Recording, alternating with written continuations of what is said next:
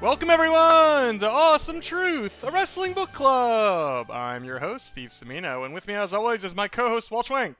Hey, Walters. Hello, Steven. How's it going? My friend, it's going terribly. It is. Yeah. It is the worst. It is not for any external reasons, not because of my life or the state of the world or anything like that. Though those are all subject to debate. I'm not doing well, Walt, because you made us watch a thing that I think is the worst thing we've ever consumed on this podcast. Yeah, I was so excited. Hence my very excited intro is. You knew what you were doing all along with this. Oh my God, yeah. I've. This is the long play, right? I wait 125 episodes to suck everybody in, so now I can take a giant shit all over what is the WWE exclusive YouTube docu-series called Corey and Carmella. Or is it Carmella and Corey? I think it's Corey and Carmella. I think you're right. Okay, so that's what we're talking about. That's what we're talking about. And man, you think you know what you're getting into. Like I admittedly, I don't watch. I've seen a couple Total Divas. I've never watched Miz and Mrs.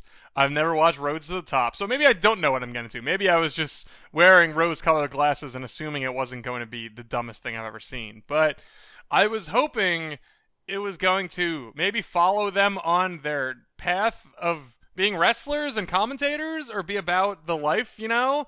But man, it's almost shocking this is on the WWE YouTube channel. Like, I'm amazed there aren't nerd YouTube WWE fans who are throwing poop at their computers right now because they're so furious at what the algorithm has led them to watch. Man, so this thing, I mean, I don't even know what to call it. It's not a series because which I'll get into why I don't think I would call this a series. Like whatever this thing is, it hits on a lot of weird experiences I've had in my life with regards to working at like for nonfiction TV, working at a major brand on their YouTube channel, and like producing content for the YouTube channel and trying to figure out, like, you know, if you have X amount millions of subscribers, what is the success metric for one video on YouTube? And you know, spoiler alert, this is whatever numbers Corey and Carmella are pulling in, it's not it. So there's a lot of ways to dissect this, but I guess the first question I need to ask is, whose fucking idea was this? Well, as you said, you have history in this area, so I knew it was going to be subpar, and I figured, okay, well, you'll get to share this information. So I'm glad we're going to I'm talking to if not a pro, then someone with a rich history of knowledge in these general areas of expertise. You know, like you said, you know this terrain. You broached to me what you think this is, and now I can't get it out of my head. Like, this must have been a Peacock pilot, right? Like, they have this deal with Peacock. They're producing all this content. Like, it seems like it's very successful. Like, from what I can tell, Peacock kind of sucks because there's just nothing up there that really matters. But the WWE gives them live television, you know, for the big events and for the occasional other things. Like, it seems like that is one of the few hooks Peacock has. And this feels like a Peacock show that, for whatever reason, possibly because it is terrible, has now been chopped up and served out for free to the mouth breathers on YouTube. I once you told me that might be what it is, I can't see any other avenue to how we were cursed with this product. Yeah, I mean, ultimately, I'm not. We say Peacock, but honestly, this could be for E. Yeah. This could be for USA. This could be because I mean, like, at this point, WWE is still all over, like, cable, like, and they have a rich history of success with those shows too. Like, Total Divas was huge. Total Bellas was on for a while. The Miz show, I think, is, you know, a thing. Like, it's not like it's their first rodeo in this particular world. No, right. I mean, yeah, these two, and I learned a lot about Corey and Carmella actually, just from digging into the dirt here. But like, they started their own podcast about relationships. And I think is co-signed by WWE. Like, so, like, I think a lot of this stems from, these are two people who are so open about their relationship. Let's do a relationship based reality show around them. They've been on reality programming before for WWE, and it could be another hour in the week when Miz and Mrs. is off the air in production, because WWE's Raw is on every Monday, so this would be a natural thing to put after it, assuming this is USA. And like, yeah, I mean, but like, still though, whose idea was this? This is not great. Well, tell me, based on your knowledge of these shows in general, and I'd say slightly more than my knowledge of WWE's versions of these shows, is there usually more meat on this bone? Like, is there, like, I was shocked by the complete lack of wrestling, which I guess is dumb on my part. Like, it's not, like you said, it's for other shows. It follows a different template. It shouldn't necessarily be about wrestling. That said, it's about nothing. Like, it is the most... It's almost, and it's made worse. The nothingness is made worse by putting it on YouTube and splitting it up into 5 parts, because my natural instinct was, okay, this is going to have some delineating point at the end of every episode in quotes. There's going to be something that makes these worthy of being split up. There's going to be some sort of narrative here that is, and instead it feels both disjointed and part of like this big shitty 1-episode pilot whole. It feels like both at the same time, which I feel like is an accomplishment in and of itself in a bad way, that it manages to thread both those needles. Yeah, I mean, I like the cliffhangers between episodes is laughable because, and this is why, like, again, this is speculative, but like, I believe that this was originally shot for a pilot for something, because like, you end one episode and you're kind of finishing one of the story arcs within that episode, and then it's like you get a quick VO from like Corey Graves, like clearly disembodied, clearly done after the fact. It's like, oh, but we gotta get ready for this housewarming party. And we should take a step back and say that like within the 5 episodes there is this like this overarching plot of they're buying a house together. It's a big decision. They're shopping for houses. So you get a little house hunters, get a little just like relationship fly on the wall, like typical reality fodder. And it's like all leading to their housewarming and then the end. Like, but you could see that like if you put all the episodes together, like that would be one show. Mm-hmm. And like, if you've watched a Miz and Mrs., like, I would love to have seen more wrestling, and we all would have loved to see something more wrestling.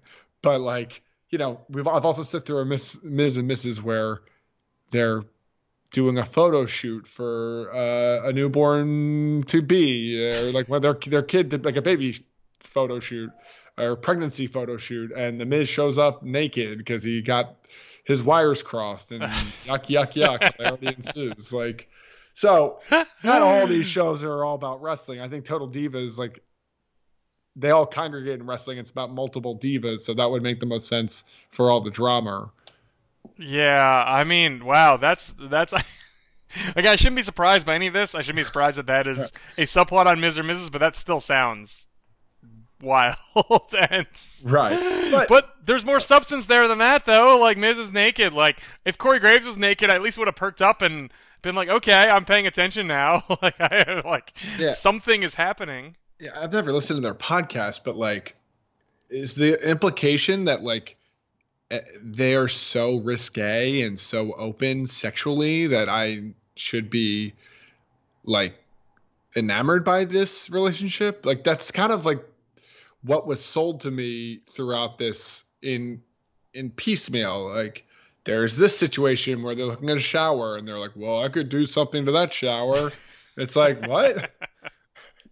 Do you think that's one of the hooks? Is that meant to be one of the juicy elements that we should grab onto? Because I guess that's there, but I don't, there's nothing, like, to me, they seem like for anyone who hasn't watched this, and you shouldn't, please don't, yeah. But just so we can enlighten you, the way the show is set up is, like you said, well, a typical reality format, but one of the ideas is you see Corey and Carmella having their podcast conversations on the show. Like, we cut to them, and it's sort of like filler, setup, moves you to the next scene, I guess, but if that's to me, that's all there was. Like, they seem very happy together. They seem to have not a ton of issues that are really worth noting. They're both, attractive enough. Like, I think she's far more attractive than him, but I know he's a type, so whatever. Like, they're trying to find a house. Like, sure, yeah, that's kind of hard, like, in this economy. But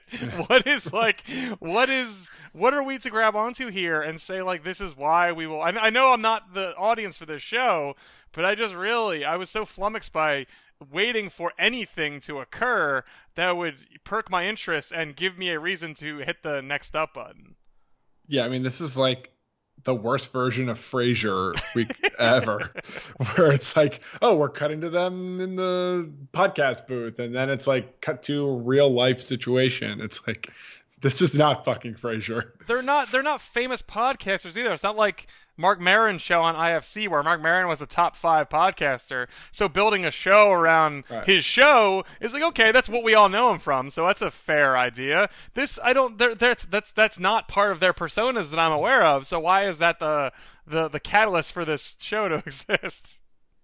Yeah, I mean, I do question the Q rating and the perception of like a show around them, because, Corey, first off, they're on different, like, their stardom does not expand beyond whatever brand they're on. Like, Corey is like distinctly whatever brand he's the voice of. And like Carmella had a title run, but like that doesn't really mean much. And so it's you look at some of the other instances, it's like, okay, I get it. Like, yeah, Total Divas, you got the Bellas. Like, the Bellas are dating like John Cena, and they kind of became their own star. And Miz was a former reality show turned wrestler turned reality star. So, that kind of makes sense too. It's like, yeah, I mean, like, it just seems like someone's bad idea of like, oh, well, they have this like podcast and they're like just this like super adorable kind of sexy couple. Like, this is a show. It's like, no, that's not a show, because they went fucking house hunting. Yeah, and went to the gym.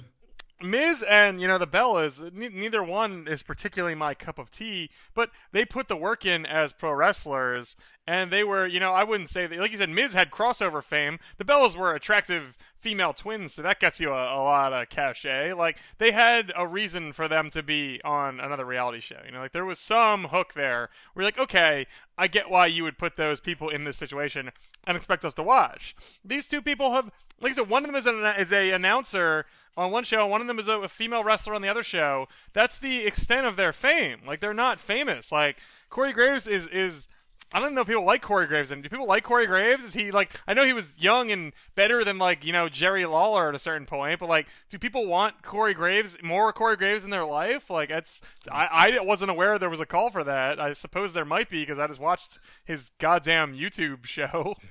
I think people respected Corey Graves until his wife went on Instagram or Twitter and called out the fact that he's been like cheating on her with Carmella. Yeah. That was a few years ago. And now we're all saying, oh, what a sweet story. Born out of adultery. He's good at his job, but like, I don't know, but whatever this show is not his job. It's really not. Like, you sort of see why he maybe became a off-camera, objective-ish observer of the wrestling show, as opposed to a character on the wrestling show, or like a performer on the wrestling show. Because I would say his strength, if he has one, and I guess he does, I don't dislike him, but his strength is to sit there and make semi-pithy, heelish comments about the wrestling matches. His strength is not to be on camera for minutes at a time and charm you and wow you and entertain you. Like, there's no vibes coming off him where I'm like, this guy's popping, he's something, he matters, he's important. Like, I don't get any of that shit from Corey Graves whatsoever. Yeah, right. And one could argue the same with Carmella to a certain extent, but ultimately though, I think what we're saying is their star power is just not there to sustain an audience. But I guess so. If my theory is correct, I believe that whoever this show got shopped to also agreed with that, because, yes.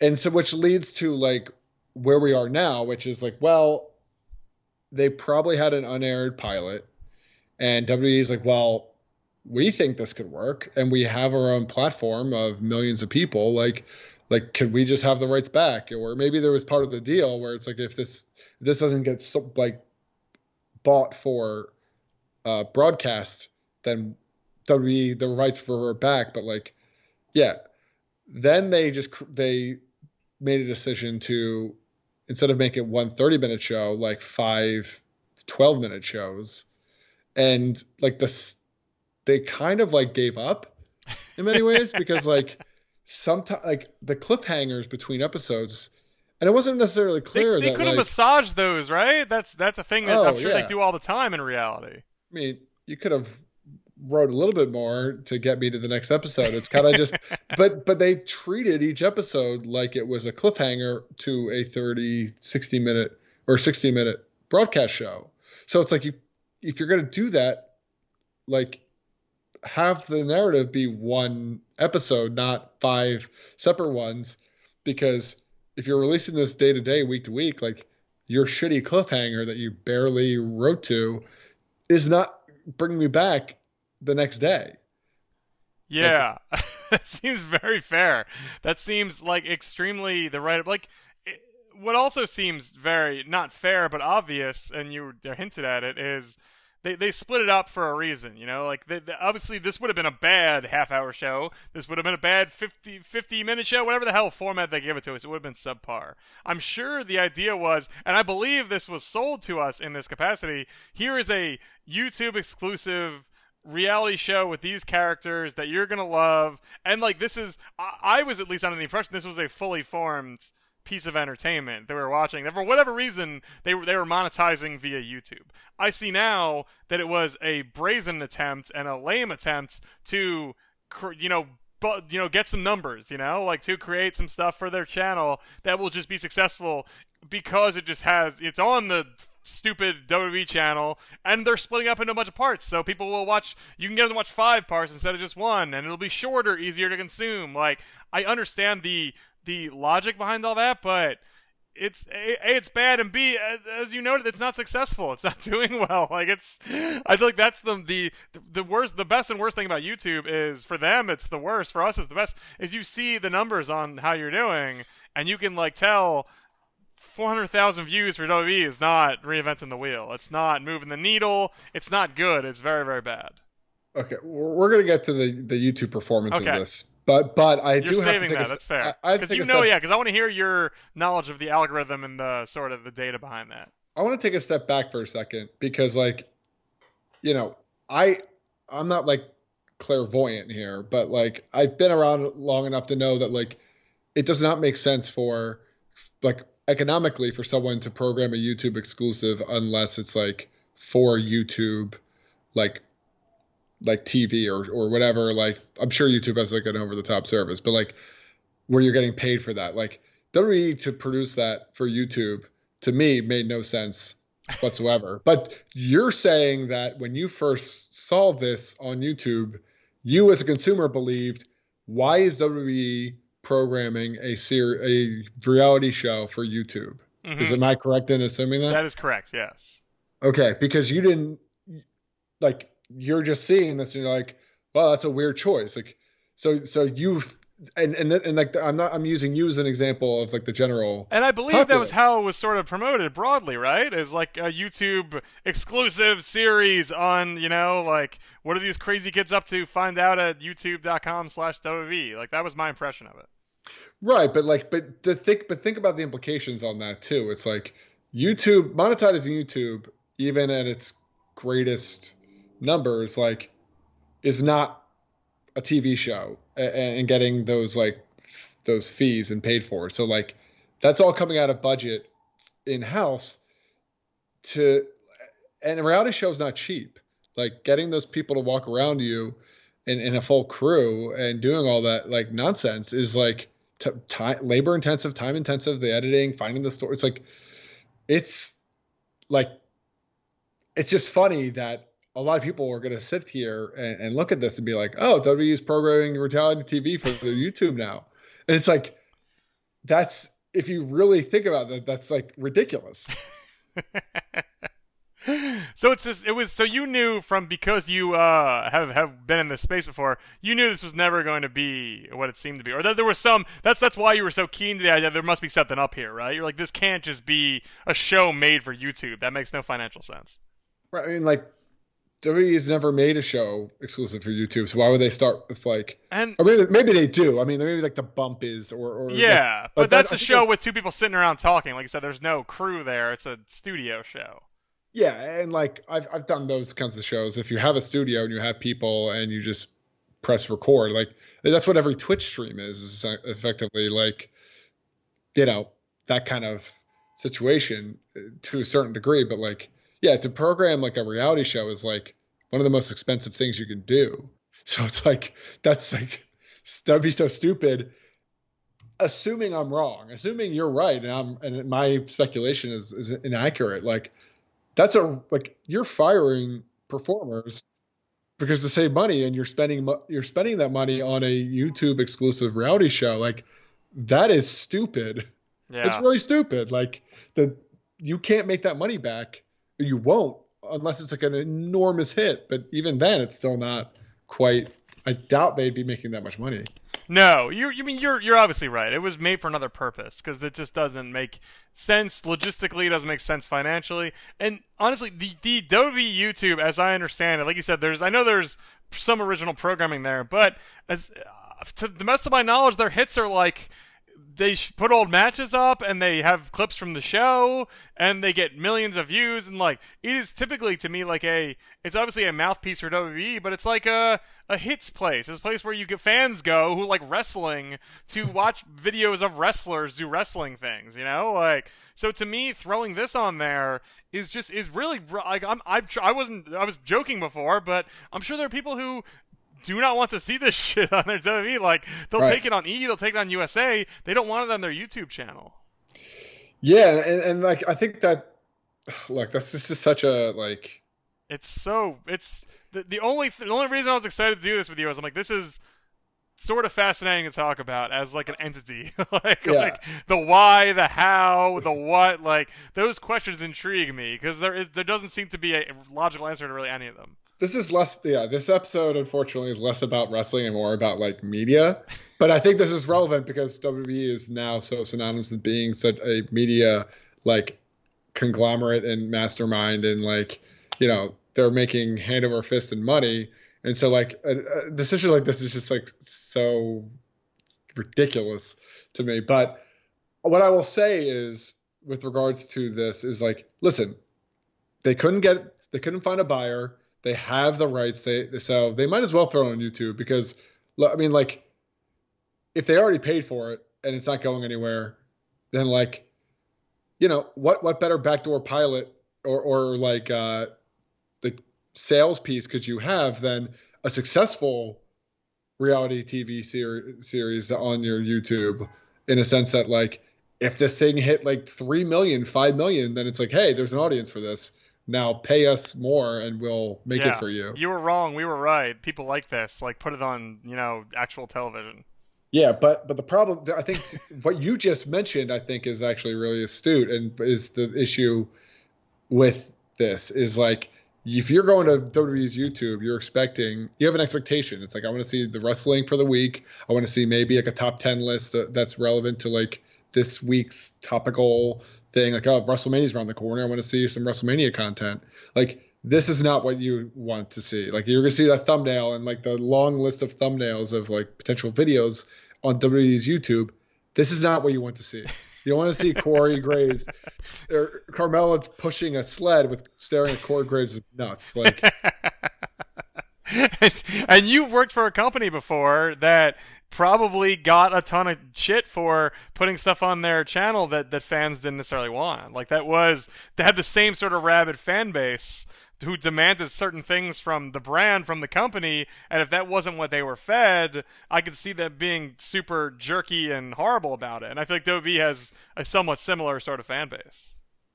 Oh, a million like, how percent, dare right? you put this in front of my eyeballs? Yeah, I mean, when I worked for, I think we've said it before. Can you say it? Schmarvel Entertainment. There was a lot of similar issues there because when you go to there, you're expecting trailers for like the highest grossing movies or like colorful pictures of comic book Or like you characters said, top and 10 Spider-Man villains, go, and then they just like show you a yeah, picture of Craven. content that is going to educate you for the next movie. Like that's all people really want to see. And I was on a team making content to leverage and monetize all the other properties of the company. So, we would do nonfiction stuff or like we had like a food show. It's like you are defying people's expectations, and they're as a result like it's like retention or I can't. There's a certain word for it, but like I guess retention. Like you have 13 million subs and your video got like 100,000 views. Like do the math. That's just like bad. That's horrible retention because that video gets alerted to 13 million people every time you put something out.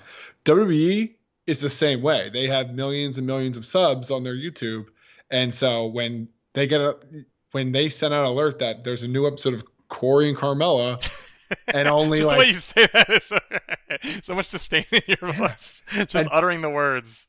But I think to your point about YouTube is you could see performance like, and I know you can kind of like go back and forth on what is a view, how long is a view, yada yada yada. But like ultimately, there's a lot of subs for WWE's YouTube, and there was very few like viewers of this. And it's not like oh well, WWE gets X amount of millions of views for WrestleMania, and that's content, and that's it. It's like every week their top 10 moments of Raw gets millions of views. Mm-hmm. So it's not so they don't have a retention issue. But this particular video is like such a zig to what they usually zag to. Yep.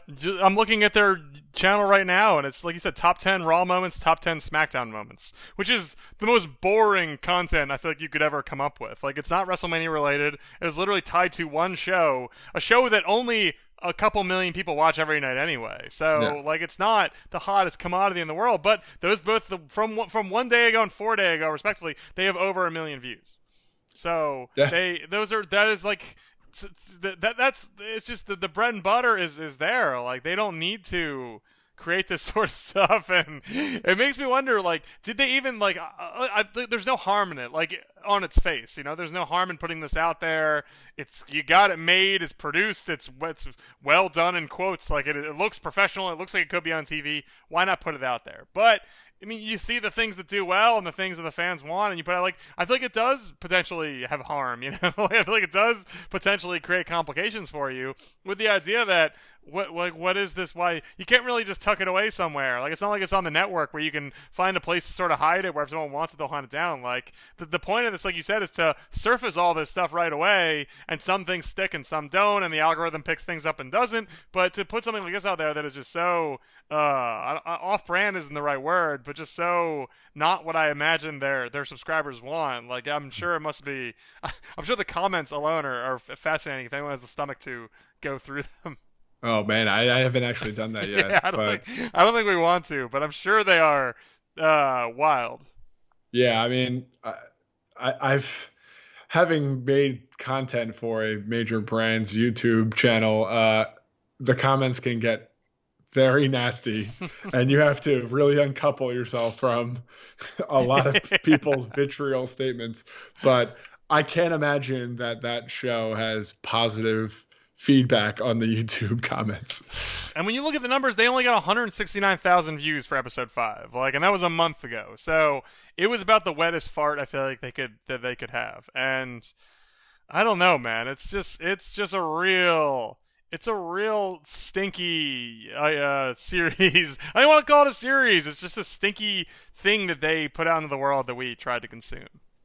I mean, it like, I'm excited to talk about this for a lot of reasons, but also because it was just genuinely very bad. Like, it was, I don't like these characters more than I did before, and like the plots are so forced and just like ridiculous. Like, I know that we're supposed to suspend disbelief in reality TV and wrestling, like in most forms of entertainment. Like Bear Grylls sleeps in a hotel room. Like we all know this. Like who gives a shit? Like I want to see him fucking Is that true? Does he survive. actually sleep in a hotel room? Oh yeah, that was a big thing. We're talking about Amber's Wow. Wild, by the way. But I'm not I'm dating surprised, I guess. myself now. Point being is like, look, I get that reality TV is not real, but when you have this like whole plot around like Corey Graves eavesdropping on a conversation that Carmella had, and he thought it was about him, and then the camera reveals that actually it was in the room the entire time, and here's the whole context of the situation. Like that's a sitcom. That's not a fucking reality show. That's there's a line somewhere, and that's it. Like that crossed it. That's just like you've taken me out of your dumb narrative, and now I hate you. God, I wish it was a sitcom because a sitcom would have been funny and, like you said, have engaging characters and there would be laughter perhaps or, some sort of contrivance that we enjoy. There's none of that here. Like, it's just, you hit the nail on the head. There are people I didn't particularly care for, either of them before this, but they were nothing. Like, I didn't think about them. Now I actively dislike them. Like, now I think they are annoying and I'm happy that they are happy. Like, that, they can just go live their quiet, lovely lives in Pittsburgh in peace. Like, just get the hell off my screens. Stop telling me about your life. Like, it's just, there's just so little here. It's shocking. Even hours after I watched it, I'm still a little shocked. It's funny because we've reviewed a lot of stuff and like declaratively we've been saying and we will continue to say this is probably one of the worst things we've ever seen for this show possibly in our lives, but it's funny because we've seen content on YouTube for wrestling very recently and will continue to review said content from this page that was done on Kenny Omega and Adam Page that was so stupidly simple yet so amazingly effective, and it's not rocket science. And just like WWE's on-screen creative, like how they program their and book and produce their own show is very similar to the way that they do shit like this, where it's like this is so fucking convoluted and like you've overthought this to death and now you have like this like unwatchable property and they fall into a pattern, a trap, an issue all the time where they do the same thing over and over again and they get away with it because they are a monolith, because they're the only game in town, they're so big, they're too big to fail, like all these reasons that sort of allow them to tell dumb stories and create uninteresting characters and be repetitive over and over and over again, like never without fail. Because it's just there's complacency, like, and it shows in the wrestling products many times, and I think it shows here. And like they have these successful reality shows that have worked for them, so it's like plug and play. I'm sure in their mind, hey, you throw Corey and Carmella in one, like they're a hot couple, they have a social media following, they have this, they have that, but there's a limit to this. Like it's just. I think that does touch on why this bothers me more than other stuff, than like it's just a dumb reality show. Like obviously if I watched a random reality show on TV and it was dumb, I'd be like, well, that was my fault for watching a sure to be disappointing program, and then I was disappointed and that's on me. But for this, like, it really does speak to WWE's hubris that they can put out, they can shovel shit into your mouth and be like, you love this, don't you? You little ingrates, like you can't wait to eat this poop. And it's like, no, like we have limits. Like we're not. We hate the poop. We hate the poop. We're not gonna eat it. But they don't care and they don't suffer any penalties or punishment for it. Like they're fine. This just was a YouTube failure. They put it out, it bombed, they tucked it away, and they moved on. Like I know that's how it works in entertainment. It's not the craziest thing, and I shouldn't take it personally, but it just really is indicative of so many other decisions like this that they've made over the last decade or longer. Yeah. And I think they're gonna find. I mean, I don't hope this, but I think that there will be a judgment day almost with regards to like their ability to feel like they can, like to your point, plug and play and just like, oh, well, we have superstars and everybody on our TV's a star. It's like, no, bro, you haven't done the work. And now Carmella is such background noise that you put out a reality show on her and like now less people care. But like, that's like, you haven't done the work on your own goddamn program, so like don't expect me to invest in the lives. Like, and maybe I don't know, maybe Carmella's and Corey's segments on Total Divas was like gangbusters, and like there's like market research that shows that everybody wants Corey and Carmella in their households every Monday at 11 p.m. on YouTube. Like, maybe, I don't know. I mean, I don't fucking watch this shit anyway, but like, but yeah, I think there is an underlying sense of we've created superstars, and therefore they will succeed in even the most contrived, nonsensical like settings of entertainment or formats of entertainment. It's like I don't even want to watch them on WrestleMania. Yeah.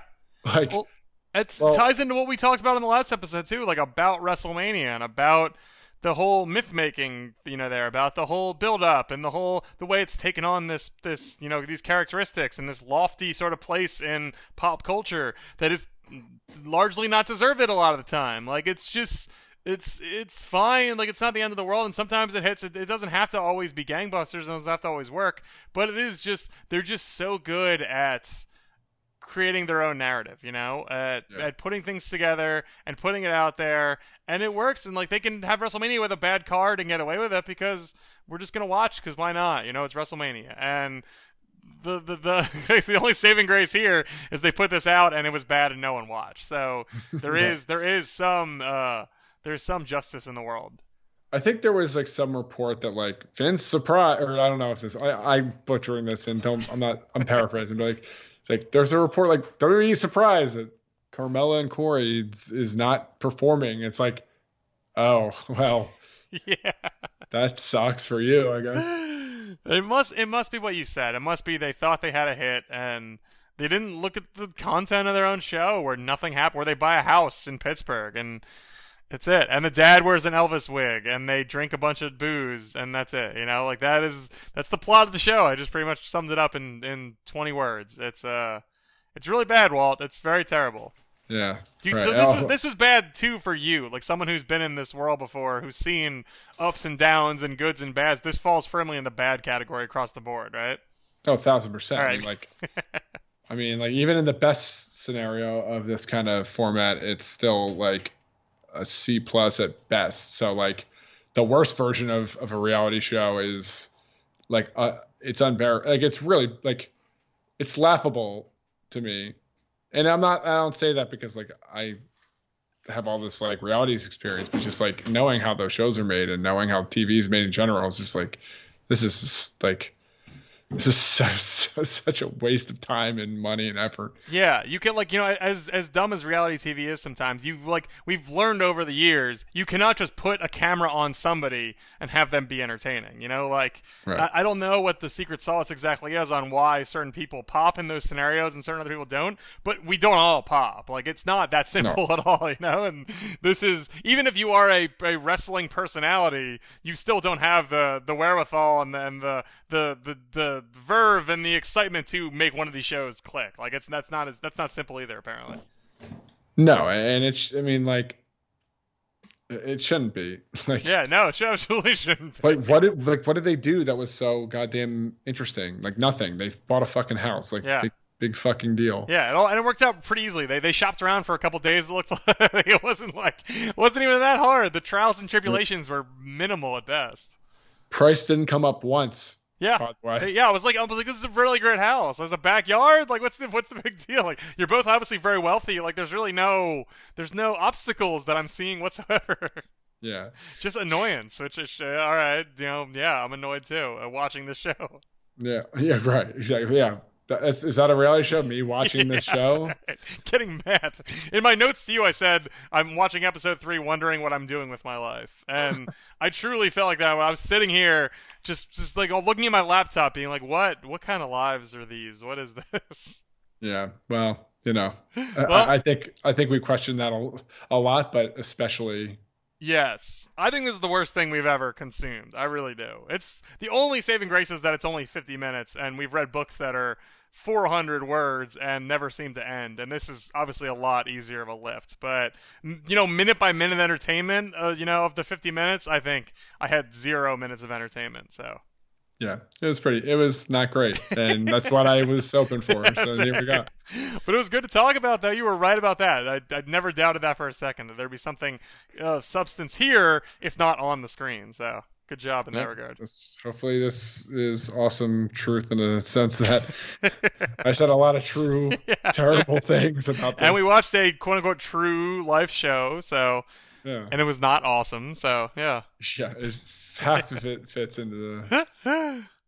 Well, if you want to listen to us talk about other YouTube series like the one Walt mentioned, The Good, the Bad, and the Elite, there is good wrestling content on YouTube. We've seen it, we've talked about it, and it's in our archives at awesometruth.libsyn.com. So go there and listen to our old episodes. You can also listen to our new episodes and find the old ones if you subscribe to us on Apple Podcasts, Spotify, Stitcher, everywhere podcasts are, we are there. And you can follow us on Twitter and Instagram at awesometruthpod. Walt, we did it. We watched The Bad Thing, and we never have to do that ever again. Yes, and it comes back, we're not doing more. I'm telling you, I'm putting my foot down. This is okay. If by some miracle they make episode 6, I think we're gonna skip this. I feel like I've gotten all my I've got all my shit out there. I'll watch it because I'll be morbidly curious at how this has returned, but I don't think I'd have the strength to talk about it anymore. Yeah, same. All right, well, we got that out of the way. That's very, very good to know. Thank you all so much for listening, and remember, the truth will set you free.